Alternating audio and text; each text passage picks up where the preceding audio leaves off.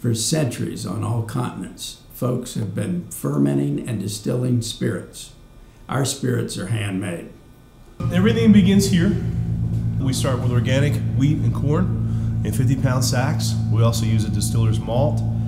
And we like to say that's the only shortcut that we take, is that we don't actually grow the grains. After they arrive here, every single thing that happens and every single step of the process, we shepherd from here until when it goes into the bottle and leaves to go to the ABC. We'll actually fill this piece of equipment up, which is called the mash tank, with hot water from there, about 2/3 full, and then we'll start to mill the grains here and send them over into the mash tank. The grain that we use is primarily organic. We use organic wheat and organic corn. We get it here regionally. We also use a distiller's malt. The reason we use those is just to make sure that we start with the purest ingredients possible to match in purity the process that we use with the raw ingredient. We use a number 2 field corn, which is a very, very clean corn, same way with the wheat and the barley. You know, that's why one of the reasons we have them on display here at the distillery for people to see how clean it actually comes to us in the bag. And so we use primarily organic ingredients. We use regional ingredients. We don't buy stuff from California. We buy stuff as close to home as humanly possible. There's a rod through the center of that with 3 agitators that constantly spin. And so after about 5 hours, what we have is a big grain mixture in there, which serves as our sugar, our starch source. 3 things happen when you get gelatinization, liquefaction, and saccharification. And those are fancy terms for a process of turning starch into sugar. We ramp this sucker up to 90 degrees Celsius, and hold it for a certain amount of time, and then bring it back to 60 degrees, and then we add our malt, and we bring it back down to 30 degrees. Because all those processes are basically just trying to create a flavored sugar slurry. And of course, sugar is what the yeast eats to turn into alcohol. When we cook it in this tank right here, we're basically just making whatever recipe we're using, whether it's corn and wheat and barley, or whether it's corn, or whether it's all rye, or whatever we're using. The goal is to turn the starch in that grain into sugar. The moonshine guys didn't have this. They went straight to the sugar.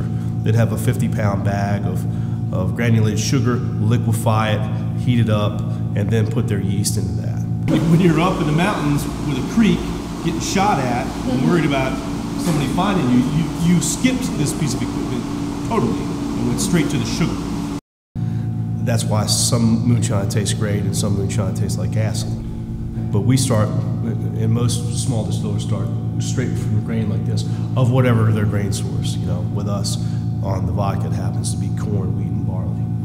So we'll cook that for about 6 hours, and then we'll cool it down. This gunmetal gray section here that you see is actually a cooling jacket.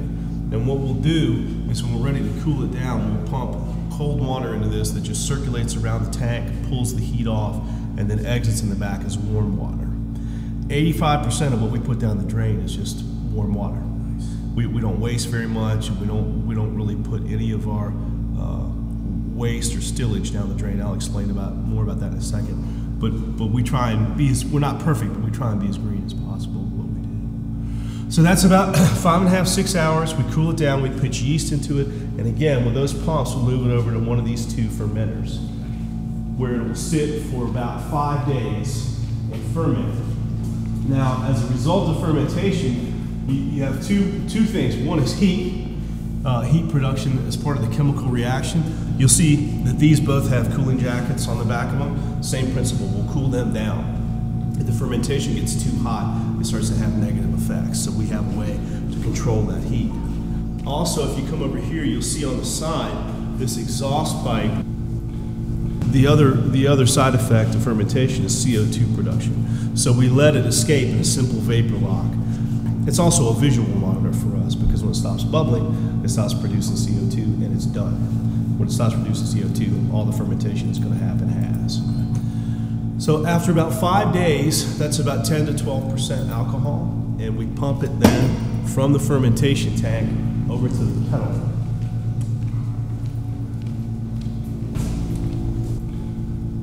So that's actually a little bit warm. But you can see in there, it's essentially a big copper double boiler. And of course, the whole principle of distillation is that alcohol turns to a vapor at a lower temperature than water does. So when you have any kind of water-alcohol mixture, you get it to just below boiling, about 200 degrees, and everything else stays in the kettle while the alcohol turns to a vapor and passes over. And depending on whether we're making brown liquors or white liquors, we'll use one or some combination of these columns, which are called rectification columns. What happens is behind each one of these sight glasses is a rectification plate that allows the vapor to travel through there, and as it goes up through the column, it'll get higher in alcohol percentage, it'll also get better in quality.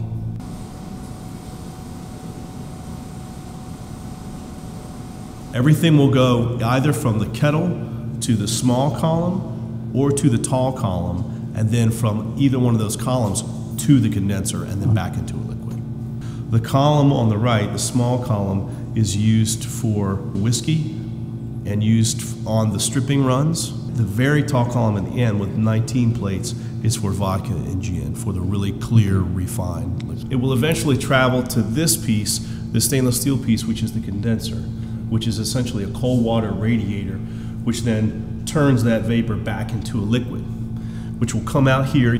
That's called a parrot, and the liquid will sit in there. And that's where John and I taste it and smell it and determine the qualities of when we want to start bottling it. We don't bottle everything that comes off the still, which is one of the ways that we can make an alcohol that's as good or better as some of the big guys that have been doing it forever and ever. We picked this equipment from a company called Christian Carl, and the reason we picked that equipment is that Christian Carl has been a producer of distillation and brewing equipment for 141 years.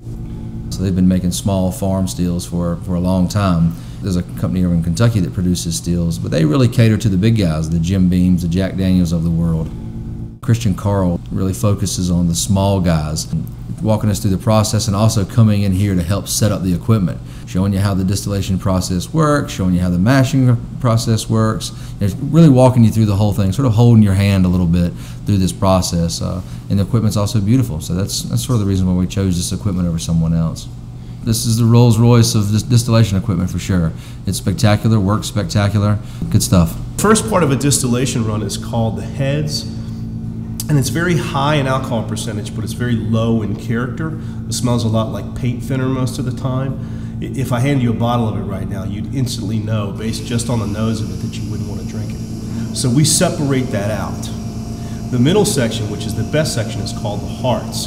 That's got the best character, the best flavors, and very few impurities compared to the front and the back. The back is called the tails, and again, we separate that out. The tails are created when the kettle really has most of the water and everything that can't be turned into a gas left in it. So it's the opposite of the heads. It's very low in alcohol, but it's very high in character, and that's a bad thing. There's too much stuff in it. It's like the bottom of a pot of coffee. Too much in it. So we actually separate those two and only bottle what's called the hearts, or that middle section. And that is basically the tenderloin of it. It's the best part of it.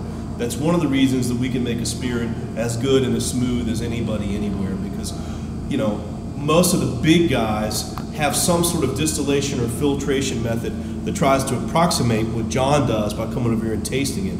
And that is always a failed system, no matter how good it is. The way gin is actually made is you'll take your neutral base, put it into the still or into a container. Most people use what they call a cold compounding recipe. Take their neutral base, put all the botanicals in it, stick it in the still, or put the botanicals in the still, let it soak, and distill it over, and those flavors come through. That cold compounding recipe creates a heavier spirit. We actually use a process called vapor infusion. So at the top of our helmet, you see there's a little handle up there on the top of our helmet. There's a little metal basket that sits on the top of there, and we basically put all our botanicals in a cheesecloth bag, and just the vapor carries that flavor over. One of the qualifications for bourbon is that it be aged in a new charred white oak barrel.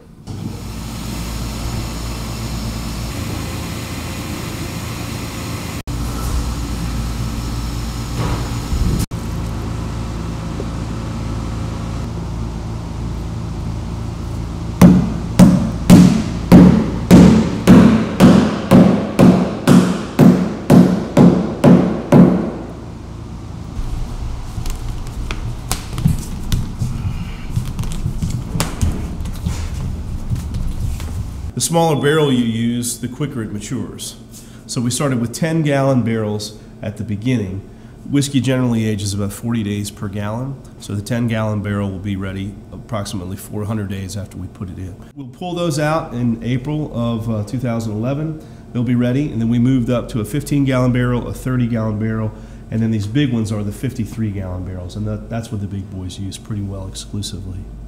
One of the reasons that West Virginia is a good place for bourbon is the same reason that Kentucky is. We're a huge piece of limestone, so no matter what water you get, it's been filtered through some sort of natural limestone before it comes to you.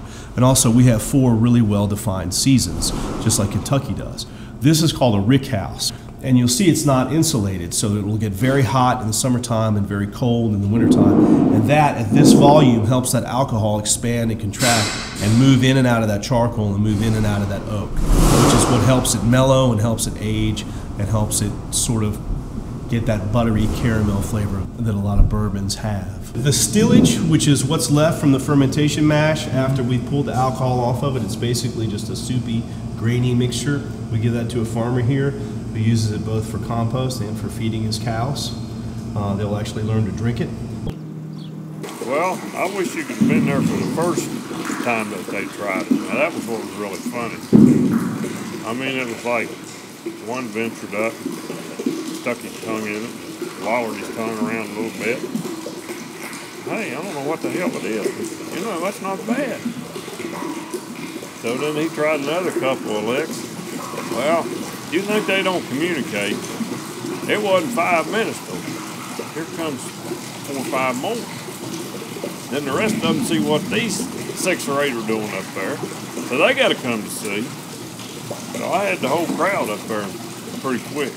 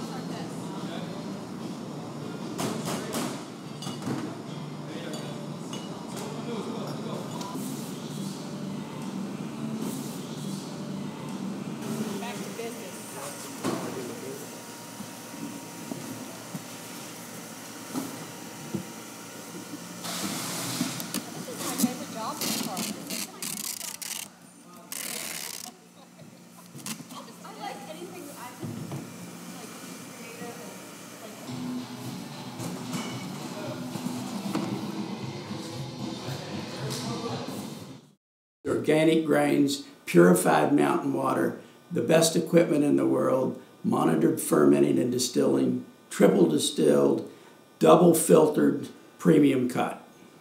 Liquor was never made any better, anywhere, anytime than Smooth Ambler does now here in the Greenbrier Valley of West Virginia. Our production and aging areas are built to provide the best possible conditions for the best possible product. Our visitors area are designed for you to enjoy. Come back often, bring your friends and your family. It is a fact that Smooth Ambler spirits are produced at the highest and purest level possible anywhere in the world.